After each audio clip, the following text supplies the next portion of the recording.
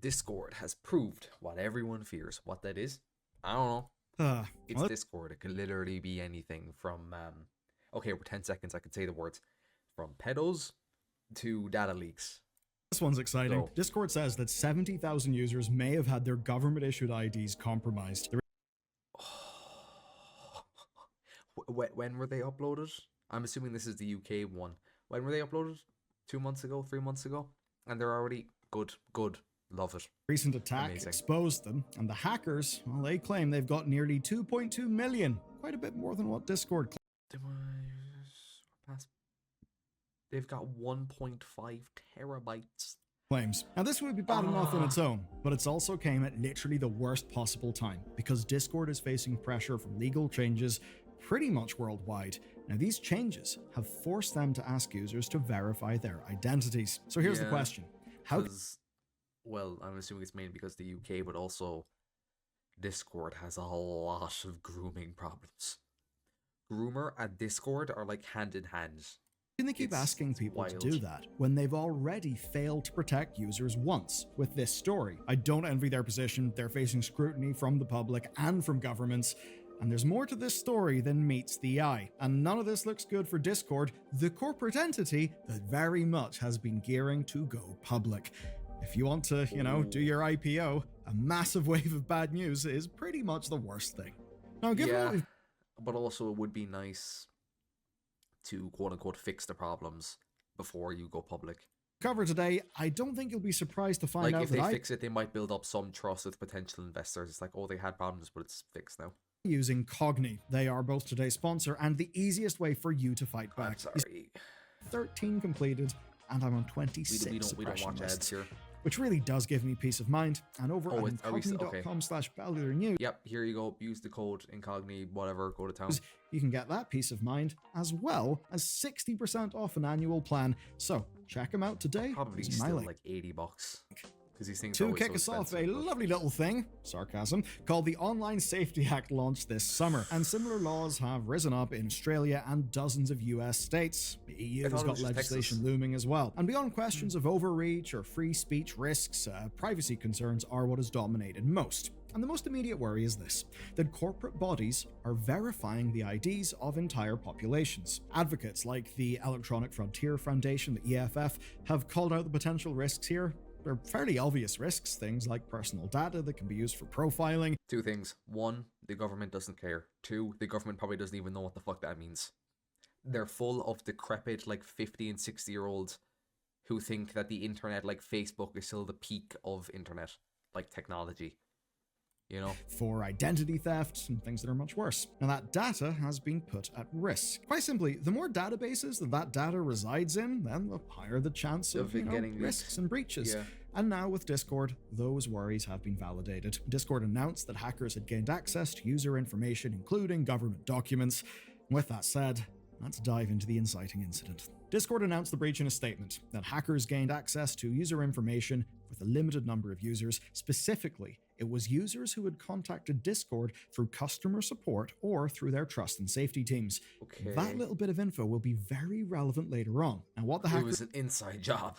got was Actually, it Discord could be. account information, limited purchase history, though thankfully not full card details or security codes. They got IP addresses, they got chat histories with agents. So hopefully none of you DGens were engaging in a little bit of ERP with the support I was agents. not, no. And then of course, yes, the most important thing, the government ID images. I engaged in ERP once, not in Discord, but I did it once when I was like 15. And then somehow when I was 18 or whatever, I don't remember the exact circumstances, but I got the messages back.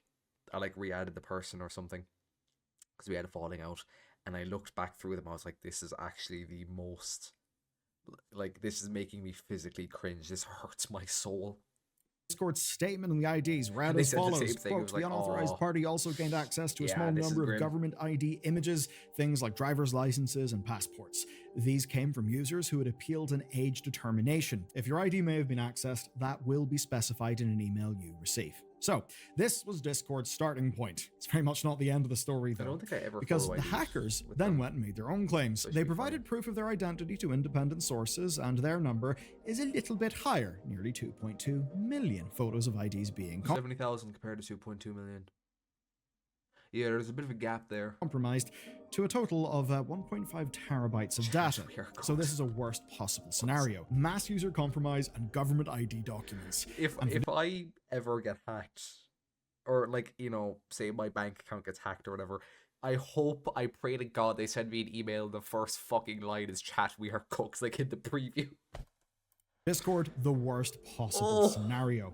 Now, Discord immediately refuted this. They told The Verge that they've identified 70,000 users who may have had documents compromised, and all of them had been contacted. As for the 2.2 million number, well, they say that is simply part of a plan to extort them, to basically inflate the perception of damage. But regardless of numbers, here's, I think, what actually matters.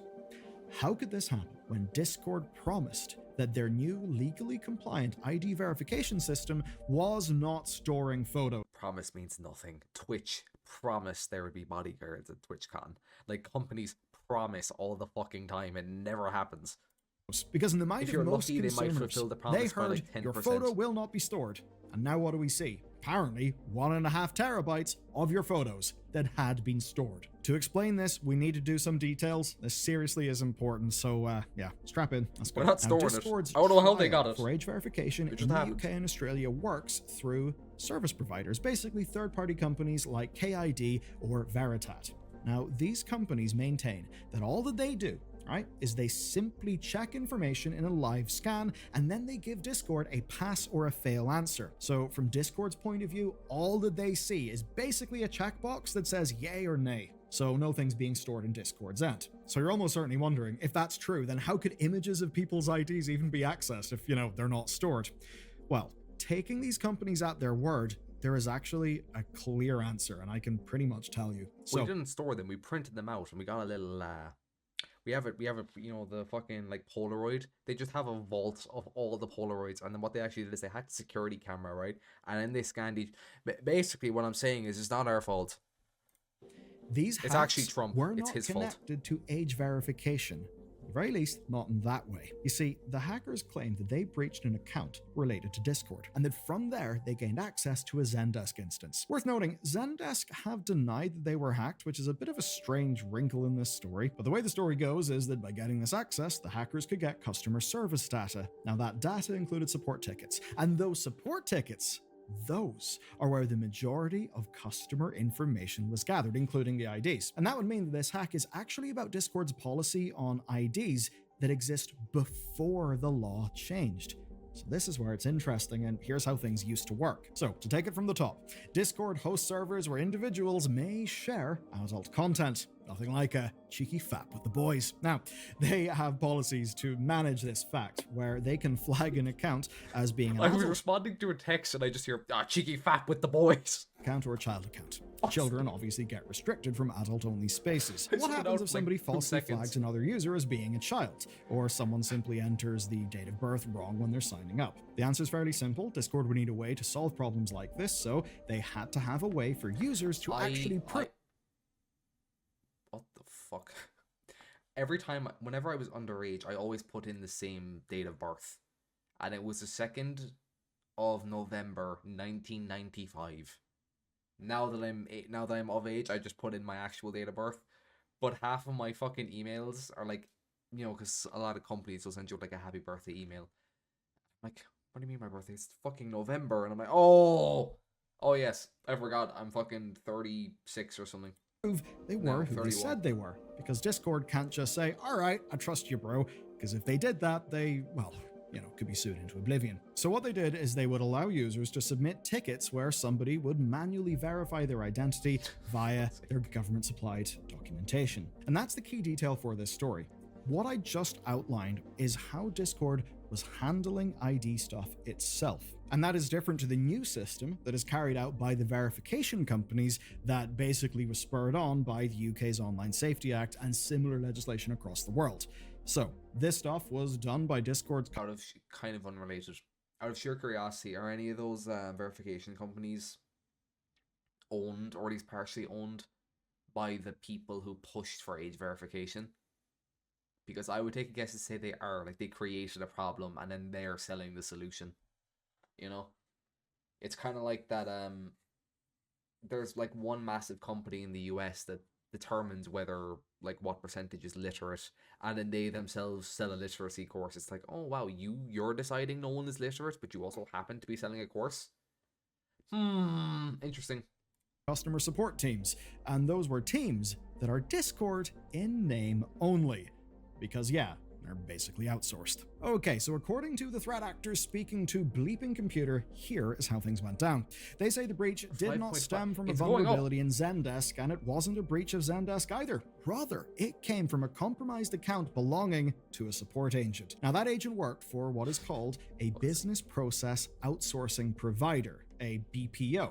And a BPO that was used by Discord. Now, I should say there's potential for this to be untrue, but it does at the very least align with how Discord described the matter to the public already.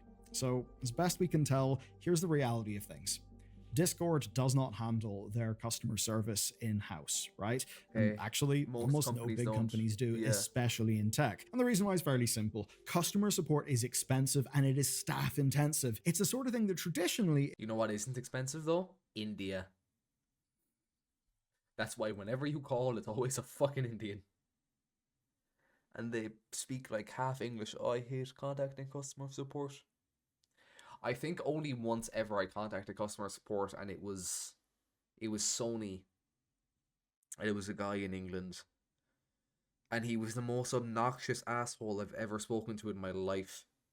Now, to be fair, if I was tech customer support, I would also probably... You know, the sexual tension between my mouth and a 12 gauge would be absolutely unreal. But, you know, at least pretend like you like me. Actually, no. I also contacted customer support when I got my PC. When I got the parts of my PC.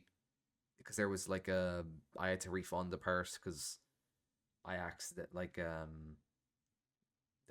I ordered 2 parts at once. One of the parts was wrong, so I had to refund the whole thing and then order it again, whatever. And then there was an issue, so he rang me. He was a German fella. Very nice. Nicest guy I ever spoke to. Love him to death. Is seen to only really be able to lose a company money. Obviously, I think that is absolute bollocks. Whenever I have a really good customer support experience and it's obvious a company has actually invested money in that, what does it tell me? It tells me this company actually cares about me as a customer because they invested money in my experience. That's a story for another day. So, what these companies do is they outsource to other companies who will offer to do it more cheaply than could be done in-house. And often that's because they're in like Vietnam, India, Egypt, so many examples, just places with lower standards of living or lower wages. So basically it's a game of getting as many warm bodies as possible for as little money as is possible. Of course, that will likely be outsourced to AI fairly soon, or, you know, outsourced to the other form of AI. Actually, Indians. Don't know if AI customer service is actually so bad. Almost everyone has dealt with it to like a minor extent. Usually when you go on a website of a tech company, there'll be like a little robot. He wants to talk to you. It's AI.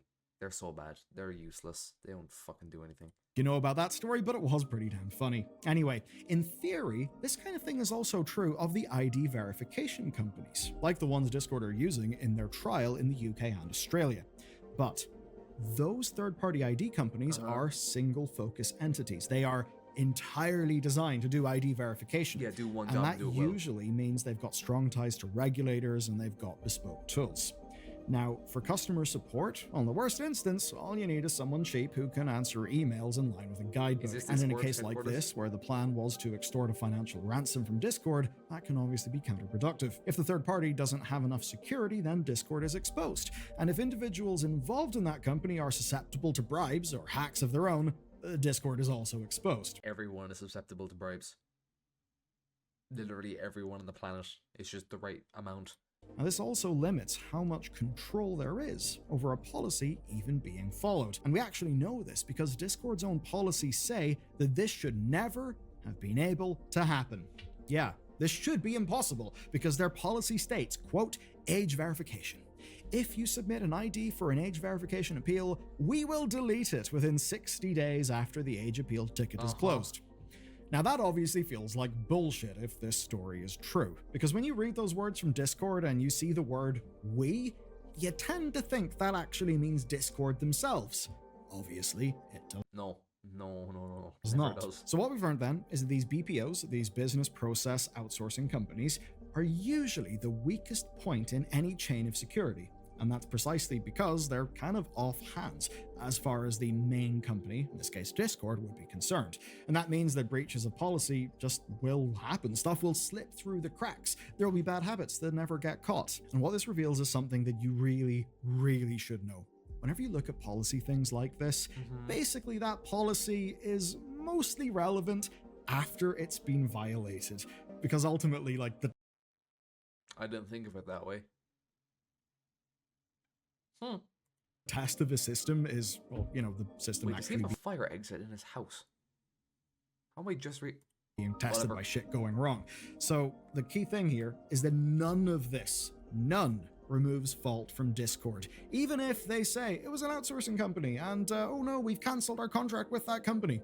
Because Discord is responsible for vetting and reviewing that the security and the data management processes of their suppliers are actually following their own rules. Because if Discord has a policy of ID deletion and it turns out their partners weren't deleting the ID, it's their bad. Discord should be auditing that shit on the regular. And unfortunately for Discord, in this Discord instance, wouldn't do shit. they are going to have to take responsibility for this L at the worst possible Discord is competing with Twitch for the least capable staff in existence. time.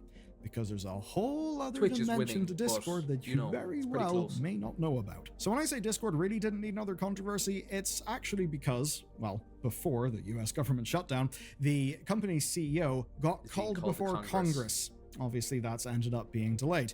But what Yeah, was what is going it, on is him? Humam Shikani was Yeah, him, Dan Clancy, Gabe, and Elon. set to appear before the US House Oversight and Government Reform Committee. And I don't there know he why would Gabe have is to being answer called up. questions alongside executives from Reddit, Steam, and Twitch. Now, these questions were on how they were trying to prevent extremists from using their services. And that's for fairly obvious reasons. So now Discord are going to have to deal with that, Twitch is just as gonna be well as the rising tide of US state It's just going to be Dan legislation. sitting there for like a half hour trying to explain how Hassan isn't actually an extremist and that you're all just stupid. Kaya? Who's Kaya? I don't know who Kaya is. Doesn't exist. Kill the senator? No, no, no, that wasn't him. That was AI. Deepfake. Nuh-uh. Pull the Glock on stream. Well, it was a fake gun, but still. Pull the gun on stream. Yeah, no, that's alright. That's AI generated. Sorry, kids. Legislation that is Checkmate, demanding they bozo. protect children, verify IDs, and ensure that users' privacy is protected. So they need to do that. They need to rebuild trust with the public in order to accomplish all of that. And all of this is, of course, in service of their ultimate goal, at least currently, which is to do their IPO. And here's why that's awful for a lot of the powers involved, okay? So you see in a company like Discord, they start with the seed round. You know, they got Series A, Series B, Series C. They're getting all these heaps and heaps and heaps of money. Now, the whole point is eventually that the company will become private and very profitable, or perhaps sell to another company. We actually believe they tried to sell. That was like Oh, earlier on a few years to who? ago. Or, of course, to go I public. don't Because remember this. whenever the company goes public, well, you know, those shares are sold. And what that means is that their initial investors and, you know, anyone else throughout all the different series of investment, they finally get their big payday. So a hell of a lot of money wants them to go public, and to go public successfully with as high a price as you can manage. Guess what?